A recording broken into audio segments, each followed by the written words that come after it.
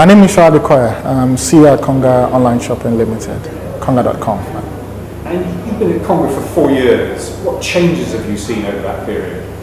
Well, very interesting changes. I think I won't call it changes, more of a transformation from the technology to the operations, and I think even the maturity of the organization.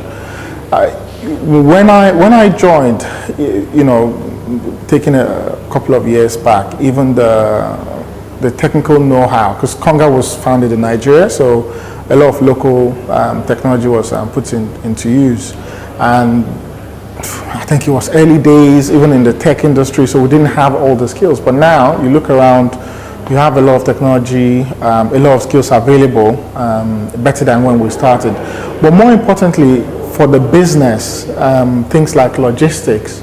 I remember when I joined, we were thinking, how do we crack logistics across the whole of Nigeria? And since then, if you look at us today, we have a network that supports merchants across the whole of Nigeria.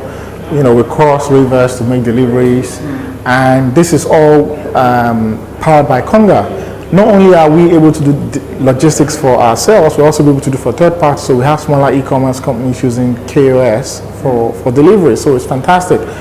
But then there's some other challenges that we've also come to, like, take for example, even the pick and pack warehousing. So we didn't have the skills. So not only do you need the technology, but you also need the skills, the local skills to be able to do these things. And I think, if I remember very well, before we had our final solution in place, it was taking us about 42 hours from when an order is placed to when it's shipped, but now we're talking 3 hours.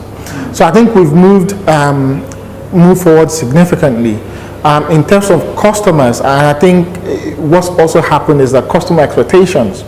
So in those days, it was okay for us not to ship an item, it was okay for us not to cancel, apologize to the customer, try and reward them one way or the other. But right now, I think the customer expectation has gone up significantly. So, and for us, the things that we accept internally are no longer the same.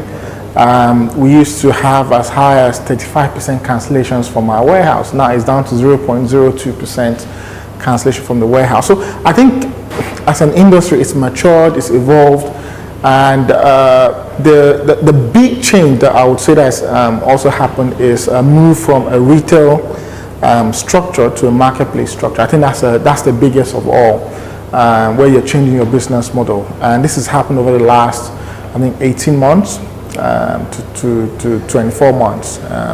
That's been the biggest change, and it's something it's a journey that we're still on. I don't think we're where we want to get. We have huge plans. Like I keep telling the team, like we have a 5-year kind of roadmap still ahead of us, things that we want to innovate, but we'll continue to learn and sort of like fine-tune the business model to the environment. So how many total users and active users have you got? So, not going into too much details, like between, some people know our active numbers already anyway, but I think we have about 200,000 active on any given time. And what tends to happen with us is that you grow the bucket. So we've added about, over the last 6 months, about 100,000 new customers. And what tends to happen is the people dropping in and out of the active, and that's where it gets very interesting. But then you have some active that are just sort of like real big time active, but people just drop in and out. Given the nature of what we sell, you have people just drop in and out. Yeah. So what are your top 3 sellers? Well, I think the biggest in terms of category is still phones, and then you have your electronics, what people usually call the 3 C's. You have your computers, you have electronics, some white goods as well. Those are the big 3 categories. And you're moving into groceries. Describe to me what's happening there. Right. So we built Konga Daily as a product to engage customers. There's a report out there that says 50 to 73% of Nigerians' monthly spend is on food. And we thought, look, is there any value that we can add in that area? We see people already buying some products in the food and drinks category on the Konga.com. And we thought, look, can we just create a unique sort of like curated experience for food? And that's why we did Konga Daily. And today it's only available in Lagos.